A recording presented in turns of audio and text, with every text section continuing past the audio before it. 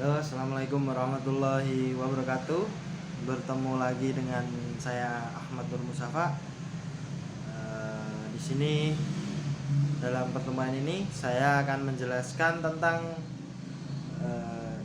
pet simulation, yaitu ketika kita belajar tentang gelombang dan optik dalam fisika, itu ada yang namanya pet simulation, di mana di situ kita bisa mensimulasikan apa yang kita pelajari atau kejadian-kejadian seperti gelombang itu dengan simulasi menggunakan pet simulation, atau ada namanya website pet simulation. Di situ kita akan belajar. Langsung saja ke prakteknya ya. Baik, untuk yang pertama kita akan membuka dulu webnya. Kita share di situ, yaitu mengenai pet simulation ya, di Google kalian ya. Maaf, ini sinyalnya. Nah, di situ ada beberapa pilihan tentang pet, yaitu free. Yang pertama itu ada free online sheets. Nah, kita pilih yang pet simulation yang bawah itu. Bentar, masih kendala sinyal ya. Nah, itu sudah masuk ke web pet simulation, dimana banyak sekali simulasi-simulasi tentang pembelajaran, seperti ada di situ kimia, kemudian ada fisika, kemudian ada lagi matematika. Nah, kita fokuskan pada kali ini yaitu tentang fisika, yaitu tentang suara dan gelombang. Nah, caranya bagaimana? Kita lihat dulu, ini ada beberapa simulasi. Yang pertama itu ada gelombang mikro, gelombang pada tali, gelombang radio, gelombang suara, dan ada pinset optik dan aplikasinya, dan pola-pola normal. Nah, yang kita mau buka yaitu pada gelombang pada tali. Nah, kita buka, caranya seperti ini.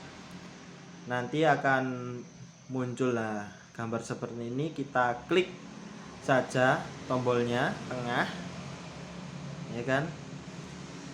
Nah, maka akan muncul lambang seperti ini. Ini kalau sudah masuk, maka kita bisa mulai simulasi.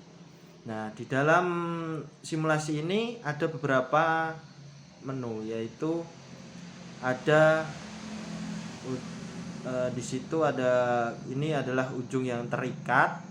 Misal ujungnya dari tali itu terikat, kemudian ada ujung bebas, dan di situ ada ujung yang tidak berujung ya, artinya itu jauh, semisal jauh ke depan. Kemudian di situ ada cara yang manual ya. Cara yang pertama itu ada cara yang manual, jadi kita harus menggerak-gerakkan pada tuasnya itu dengan cara yang manual. Kemudian yang selanjutnya, setelah kita menggunakan cara manual, kita bisa menggunakan cara yang osilasi. Nah, osilasi di situ gerak dari tali atau itu, artinya dia bisa menggunakan gerak secara lembut atau menggunakan cara normal. Dengan kita menggunakan amplitudo di sini ya, itu kita bisa menyesuaikan frekuensi dari simulasi juga kita bisa sesuaikan dan bisa kita ubah-ubah.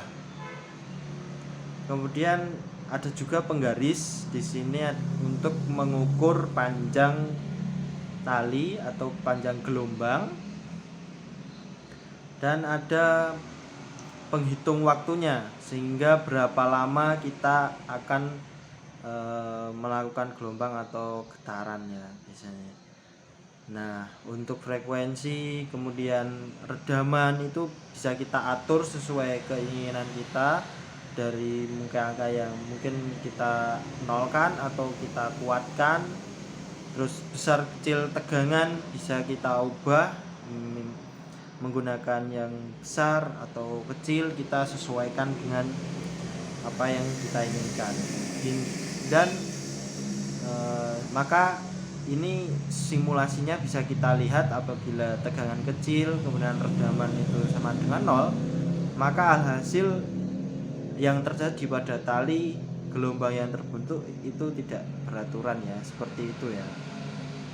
Mungkin kita bisa rubah lagi untuk redamannya, dan untuk amplitudenya kita bisa ubah juga. Nah, seperti itu ya. Jadi pada simulasi ini sama dengan apa yang kita bayangkan pada kejadian yang asli. Apabila tali itu kita gerak-gerakkan, maka frekuensinya seperti itu. Nah, kalau di sini kita bisa melihat, oh ternyata ada redaman, ada amplitudo itu sebesar apa, frekuensinya sebesar apa, dan simulasi yang terbentuk itu seperti apa, ya kan? Di situ juga terlihat apabila frekuensi kita naikkan jadinya seperti itu.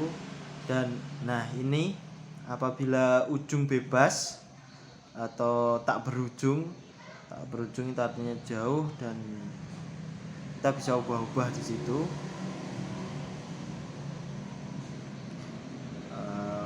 Mungkin ini frekuensi amplitudenya kita naikkan coba. Nah, maka seperti itu gelombang yang terbentuk dari simulasinya. Mungkin itu saja pembelajaran pada kali ini, semoga bermanfaat ya. Cara penggunaan pada PET simulation untuk simulasi dari fisika gelombang. Nah, kalian mungkin bisa mencobanya di rumah. Kalian buka webnya PET simulation, di situ masih ada banyak simulasi-simulasi yang lain. Sepertinya ini, seperti gelombang radio ini juga ada beberapa simulasi yang lain, sehingga ketika kalian belajar di sekolah atau di kelas, kalian bisa memiliki bayangan tentang gimana sih gelombang itu bergerak, terus gimana sih suara itu bergerak. Dan untuk simulasi yang lain, fisika, kimia itu ada semua. Baik, itu sekian dari saya, semoga bermanfaat. Saya akhiri, wassalam.